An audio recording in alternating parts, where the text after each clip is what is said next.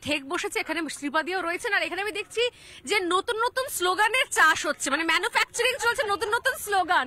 শ্রীপাদি হাসছেন, কিন্তু আমি না হেসে এই স্লোগানগুলো একবার শোনাবো, দেখি নতুন নতুন কি স্টকে এসছে, শুনি একবার।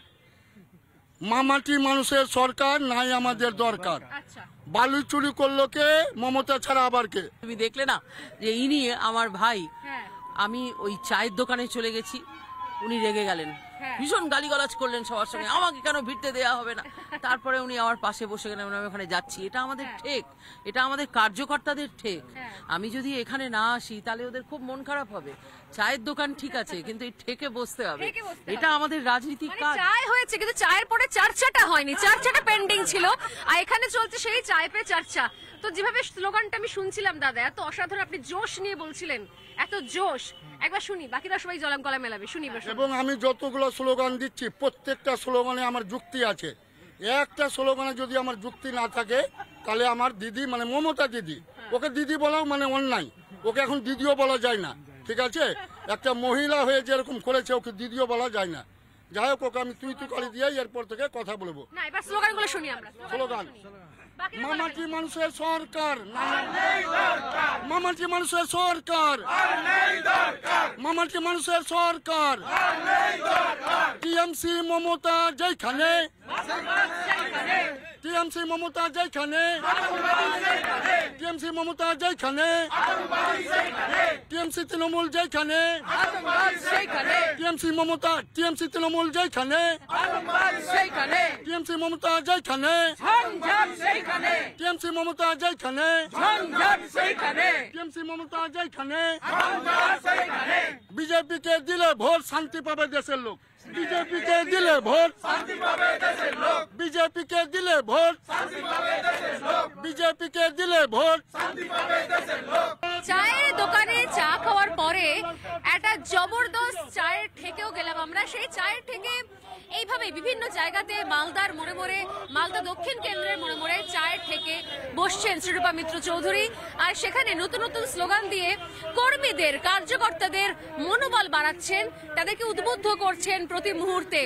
তুমি সকালে জিজ্ঞেস করেছিলেন যে তুমি কি খাও, কি করো, আমি তখন বলতে পারিনি, বললে হয়তো মানে ভালো দেখাবে না। আমি জেনারেলি সকালবেলা একবার আর রাত্রিবেলা একবার খাই, এবং এই জিনিসটা এখানে আসার পর এত হৃদয় বিদারক দৃশ্য আমি দেখেছি যে সারাদিনে যখন আমি ঘুরছি, গ্রামে গ্রামে ঘুরছি, এত অভুক্ত মানুষ রয়েছে যে নিজে বসে সেই সময় মানে খাবো, এই মানসিকতাটা কিন্তু আমি হারিয়ে ফেলেছি। এখন আমি দেখলাম যে যখন তুমি সামান্য একটা ঠান্ডা পানি অব্দি কারোর হাতে দিচ্ছ, তার চোখে মুখে যে একটা মানে উচ্ছ্বাস, মানে হয়তো গোটা গরমকালেও হয়তো এই প্রথম হয়তো তার হাতে কোনো ঠান্ডা পানি উঠলো এই গোটা গরমকালের মধ্যে। এবং নিজের ওরা ভাবতেও পারে না, ওরা ভাবতেও পারে না যে তুমি একটা ফ্রুটি ওদের হাতে তুলে দেবে।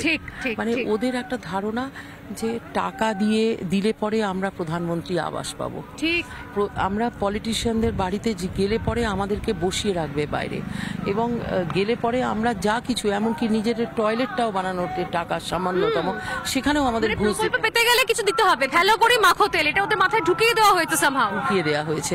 সেই জন্য আমি যদি ওদের হাতে একটা সামান্য কিছু দিই, তাতে এরা উচ্ছ্বসিত, আনন্দিত, ওরা ভাবতেই পারে না। অনেক সময় ওরা কনফিউজড হয়ে যায় যে মানে ইনি কি এমএলএ, বলতে হয়, অনেকে আমাদের ছেলেরা বলে যে কিন্তু এমএলএ আছে, ওটা ওরা বিশ্বাস করে না যে এটা এমএলএ আছে। এটা তাহলে বড় পাওনা দিদি তোমার, এটা বড় পাওনা। এবং এই সব কারণেই সারা দিন নিজেকে চেষ্টা করি ফাস্টিংয়ে থাকার, ইন্টারমিটেন্ট ফাস্টিংয়ে থাকার চেষ্টা করি, কেননা এই অভুক্ত মানুষগুলোর মধ্যে কাজ করতে করতে একটা জিনিস শিখেছি যে এখানে বসে মুটি মকদ্দম খাওয়া এটা খুব মানে কষ্টদায়ক, মানুষ এটা পছন্দ করে না। পলিটিশিয়ানদের রাজনীতি করতে গেলে নিজেকে অনেক ত্যাগের পথে নিয়ে যেতে হবে। চব্য লেজ্জ পেয়েও খেয়ে, আর যাই হোক আমাদের ভারতের মতো দেশে রাজনীতি হয় না। এটা একটা এখানে দামি কথা। আমি জানি না যারা এই মুহূর্তে দেখছেন এটার সাথে ভোটের পথে, তারা হয়তো বুঝতে পারবেন যে এটা শুধুমাত্র বলার জন্য, কথার জন্য নয়, অন্তত সারাদিন থেকে, এবং যারা তার সঙ্গেও রয়েছেন সেখান থেকেও এই প্র্যাকটিসটা, এই লাইফস্টাইলটা নিয়ে চলেছেন শ্রীরূপাদি। আমি জানি না যে ভবিষ্যতে কতজন এটা শুনে উদ্বুদ্ধ হবেন বা এগিয়ে আসবেন বা নিজের লাইফস্টাইলে চেঞ্জ আনবেন, কিন্তু এটা ঘটনা যে ওই ভরপেট খেয়ে সোনার বিছানায় শুয়ে খাবো ভাবটাকে কম করতে হবে। ঠিক ঠিক। ঠেক বসেছে, এখানে শ্রীপাদিও রয়েছেন, আর এখানে আমি দেখছি যে নতুন নতুন স্লোগানের চাষ হচ্ছে, মানে ম্যানুফ্যাকচারিং চলছে, নতুন নতুন স্লোগান। শ্রীপাদি হাসছেন, কিন্তু আমি না হেসে এই স্লোগানগুলো একবার শোনাবো। দেখি নতুন নতুন কি স্টকে এসছে, শুনি একবার। মামাটি মানুষের সরকার নাই আমাদের দরকার। আচ্ছা, বালু চুরি করলো কে? মমতা ছাড়া আবার কে? তুমি দেখলে না যে ইনি আমার ভাই, হ্যাঁ আমি ওই চায়ের দোকানে চলে গেছি, উনি রেগে গেলেন, হ্যাঁ। ভীষণ গালিগালাজ করলেন সবার সঙ্গে, আমাকে কেন ভিড়তে দেওয়া হবে না। তারপরে উনি আমার পাশে বসে গেলেন, আমি ওখানে যাচ্ছি। এটা আমাদের ঠেক, এটা আমাদের কার্যকর্তাদের ঠেক। হ্যাঁ। আমি যদি এখানে না আসি তাহলে ওদের খুব মন খারাপ হবে। চায়ের দোকান ঠিক আছে, কিন্তু এই ঠেকে বসতে হবে, ঠেকে বসতে এটা হবে। আমাদের রাজনীতির মানে কাজ। চায় হয়েছে, কিন্তু চায়ের পরে চর্চাটা হয়নি, চর্চাটা পেন্ডিং ছিল, আর এখানে চলছে সেই চায় পে চর্চা। তো যেভাবে স্লোগানটা আমি শুনছিলাম দাদা, এত অসাধারণ, আপনি জোশ নিয়ে বলছিলেন, এত জোশ, একবার শুনি, বাকিরা সবাই জলাম গলা মেলাবে, শুনি এবার শুনি। এবং আমি যতগুলো স্লোগান দিচ্ছি প্রত্যেকটা স্লোগানে আমার যুক্তি আছে। একটা স্লোগানে যদি আমার যুক্তি না থাকে তাহলে আমার দিদি মানে মমতা দিদি, ওকে দিদি বলাও মানে অন্যায়, ওকে এখন দিদিও বলা যায় না, ঠিক আছে? একটা মহিলা হয়ে যেরকম করেছে ওকে দিদিও বলা যায় না। যাই হোক, ওকে আমি তুই করে দিয়ে এরপর থেকে কথা বলবো। না, এবার স্লোগানগুলো শুনি আমরা। স্লোগান বাকিরা মামাটি মানুষের সরকার, মামাটি মানুষের সরকার, মামাটি মানুষের সরকার, টিএমসি মমতা যেখানে, টিএমসি মমতা যেখানে, টিএমসি মমতা যেখানে, টিএমসি তৃণমূল যেখানে, টিএমসি মমতা, টিএমসি তৃণমূল যেখানে, টিএমসি মমতা যেখানে, টিএমসি মমতা যেখানে, টিএমসি মমতা যেখানে, বিজেপিকে দিলে ভোট শান্তি পাবে দেশের লোক, বিজেপিকে দিলে ভোট শান্তি পাবে দেশের লোক, বিজেপিকে দিলে ভোট শান্তি পাবে দেশের লোক, বিজেপিকে দিলে ভোট শান্তি পাবে দেশের লোক। চায়ের দোকানে চা খাওয়ার পরে একটা জবরদস্ত চায়ের ঠেকেও গেলাম আমরা। সেই চায়ের ঠেকে এইভাবে বিভিন্ন জায়গাতে মালদার মোড়ে মোড়ে, মালদা দক্ষিণ কেন্দ্রের মোড়ে মোড়ে চায়ের ঠেকে বসছেন শ্রীরূপা মিত্র চৌধুরী, আর সেখানে নতুন নতুন স্লোগান দিয়ে কর্মীদের, কার্যকর্তাদের মনোবল বাড়াচ্ছেন, তাদেরকে উদ্বুদ্ধ করছেন প্রতি মুহূর্তে।